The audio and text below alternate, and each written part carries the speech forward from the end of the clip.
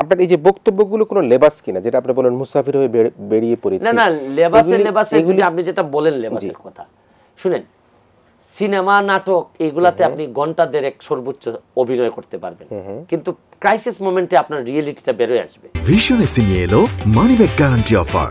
1 মাস ব্যবহার করে সন্তুষ্ট না হলে সম্পূর্ণ টাকা ফেরত। আমি বিশ্বাস করি যে আমাদের যে 300 জন এমপি, আমরা যদি নিজেদের দায়িত্বটুকু একটু পালন করি ভালোভাবে, তাইলে আমার বিশ্বাস যে সুশাসনের অনেকটুকু আমরা পাড়ি দিয়ে দিব। বঙ্গবন্ধুর সোনার বাংলার যে মডেলটা আমি সবসময় চিন্তা করি, এই মডেলটাতে তো বড় একটা জায়গা আছে সুশাসন।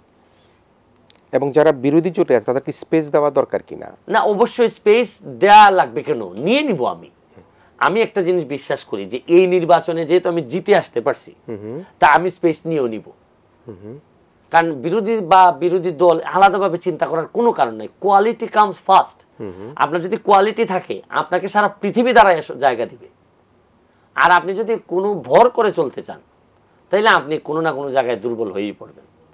আমার বিশ্বাস যে ধরেন এমপি হিসাবে আমি মনে করি আমার যদি ইনকাম যদি চিন্তা না থাকে, যেমন আমি এখন আমার একটা চিন্তা আছে যে আমি 9.5 লাখ টাকা হলফনামায় দেখাইছি, আমার চিন্তা থাকবে যে আগামী যদি 5 বছর পরে আবার খায়েশ থাকে এমপি হওয়ার, তাহলে আমার এইটার আশেপাশেই যেন থাকে। তখন তো টাকার মূল্য বাড়ুক কমুক যাই থাকুক, আমি তো মুসাফিরের মতো বের হয়ে পড়ছি। আমার টাকা হওয়া ধরেন অনেক টাকা আপনি আমাকে এখন দিলেন যে আমি এটিএনে আসছি, আপনি আমার খুশি হয়ে এটিএনের মালিক আমার 2 কোটি টাকা দিয়ে দিলেন এই ইন্টারভিউর কারণে। এই 2 কোটি টাকা আমি মনে করি আমার টাকা হওয়া উচিত হবে না। এটা জনগণের জন্য, এটা আমার বড় অংশ, এখানের মধ্যে 90% দিয়ে দিতে হবে। আপনার এই যে বক্তব্যগুলো কোনো লেবাস কিনা, যেটা আপনি বলেন মুসাফির হয়ে বেরিয়ে পড়েছি? না না, লেবাসে যদি আপনি যেটা বলেন লেবাসের কথা শুনেন, সিনেমা নাটক এগুলাতে আপনি ঘন্টা দেড়েক সর্বোচ্চ অভিনয় করতে পারবেন, কিন্তু ক্রাইসিস মোমেন্টে আপনার রিয়েলিটিটা বেরোয় আসবে। আপনি লেবাস ধরে বেশিক্ষণ থাকতে পারবেন না। আমার তো এই সোশ্যাল মিডিয়া বলেন, আমার এই যাত্রা, আপনি এমপি হওয়ার জন্য এগুলি আপনার অভিনয় ছিল কিনা? না, আপনি বিষয়টা হচ্ছে কি, এগুলো তো প্রমাণের বিষয়। আমি আমার এলাকায় প্রমাণ দিতে গিয়ে আমার 30 বছর খাটতে হয়েছে। আপনি তো আমার এলাকার বাইরে, আমার বিশ্বাস আপনাকেও আমাকে ম্যানেজ করতে আমার আরো 20 বছর লাগবে। বিষয়টা আমি ম্যানেজ হয়ে গেছি না, আমি আপনাকে বলতে বোঝাচ্ছি যে মানে অন্যদেরকে বুঝাইতে। শুনেন, প্রশ্নটা কে ম্যানেজ হইলো কে হইলো না, কে আমাকে সন্দেহ করলে, এটা আমার দেখার বিষয় না। আমার এখন হচ্ছে গিয়ে নিউ হেটার্স দরকার। যারা পুরাতন হেটার্স আমার ছিলেন, তারা অলরেডি আমার ফ্যান হয়ে গেছে। আচ্ছা, আমি এখন চাই যে আমাকে আরো অভিনয় করে আপনি সবার মন জয় করতে পারছেন। মানে বিষয়টা হচ্ছে গিয়ে যারা আগে আমাকে হেট করতেন, তারা ওই এরকম আপনার মতোই চিন্তা করতেন, অভিনয় লেবাস এগুলো চিন্তা করতেন, এই কারণে হেট করতেন। আমি চিন্তা করি না, আমি বলছি যে যারা এরকম আমি আপনাকে সেভাবে চিন্তা করি। আমি আপনাকে মানে বুঝাচ্ছি যে একটা গ্রুপ অফ পিপল, আমি আপনাকে বলছি না, বলছি তারা অনেক পরীক্ষা আমার নিয়ে নিছেন অলরেডি। আরেকটা জিনিস মনে রাখবেন, নেগেটিভ কোনো চিন্তা থেকে যদি আপনি কারোর জীবনে পজিটিভ হয়ে আসতে পারেন, এটা খুবই সাস্টেইনেবল হয়। আচ্ছা, ধরুন প্রাথমিকভাবে ধরে নিলাম যে লোকটা মনে হয় অভিনয় করে, লোকটা মনে হয় খারাপ, লোকটা মনে হয় খুবই নাটক করতেছে, পরে যদি কোনো অংশে আপনার চোখে ধরা পড়ে না লোকটা আমি ভুল বুঝছিলাম, তাহলে কিন্তু আপনি ডাবল সম্মান নিয়ে আপনি আমার দিকে ধাবিত হবেন। তা আমি এগুলা নিয়ে কনসার্ন না। আমার কনসার্ন হচ্ছে গিয়ে আপনার কাজ আপনি করে যাবেন, আপনার সাকসেসই আপনার সাউন্ড করবে, এত সাউন্ড করবে যে আপনার কিচ্ছু বলা লাগবে না, আপনার সাউন্ডটাই আপনাকে ডিটারমাইন করে দিবে। মানে আপনি বলতে চাচ্ছেন আপনি এই পর্যন্ত যা করেছেন কোনোটা অভিনয় নয়, কোনোটা মেকি নয়, কোনোটা লেবাস নয়, সবগুলি আপনি জনগণকে ভালোবেসে করেছেন। আচ্ছা, ভালো না বাসলে আমি এত ভালোবাসা পাই হৃদয় দিয়ে যদি কথা না বলেন আপনি, সেটি যদি নাটক হয়ে থাকে, মানুষ তো ভুল বুঝে প্রেম করে। আমি তো আপনাকে বলছি না যে আপনি আমার ব্যাপারে ভালোবাসার, আমি কিন্তু বলছি না যে আপনি এখনই আমার ব্যাপারে কনক্লুসিভ হয়ে যান, একটা ডিসিশনে নিয়ে যান। আমি কিন্তু বিশ্বাস করি যে প্রতিদিন মানুষ হিসাবে আমার রিনিউ করা লাগবে বিশ্বাস।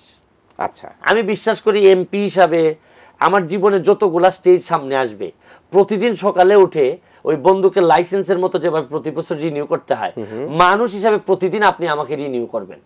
কারণ আমি বিশ্বাস করি মানুষ মরে গেলে পচে যায়, আর বেঁচে থাকলে বদলায়, সময়ে অসময়ে, মানে প্রয়োজনে অপ্রয়োজনে বদলায়। আমি বদলাবো, কিন্তু আমাকে দেখতে হবে, আপনাকে দেখতে হবে যে আমি দেশের স্বার্থে মানুষের কারণে বদলাচ্ছি কিনা, নাকি আমার স্বার্থে বদলাই যাচ্ছি। ভিশন এসি নিয়ে এলো মানি ব্যাক গ্যারান্টি অফার। 1 মাস ব্যবহার করে সন্তুষ্ট না হলে সম্পূর্ণ টাকা ফেরত। নক্ষত্রেরও তো পতন হয়, আমার যদি পতন যদি আমার নসিবে লেখা থাকে, এক সময় হয়তো আমার পতন হয়ে যাবে, কিন্তু আমি যেটা নিয়ে কনসার্ন এটা হচ্ছে গিয়ে যে পতনের আগ পর্যন্ত আমি এই সভ্যতাকে অনেক কিছু দিয়ে যেতে পারতেছি কিনা। আমি না হয় আমার নাম না হয় থাকলো না ইতিহাসে বা সভ্যতায়, কিন্তু আমার কাজগুলা ঠিক মতো গেল কিনা, আমি কি আমার একটা জেনারেশনকে কি একটা ভালো মেসেজ দিয়ে যেতে পারতেছি কিনা, আমি কি ওই কাজগুলো স্ট্যান্ডার্ড হিসেবে সেট করতে পারতেছি কিনা।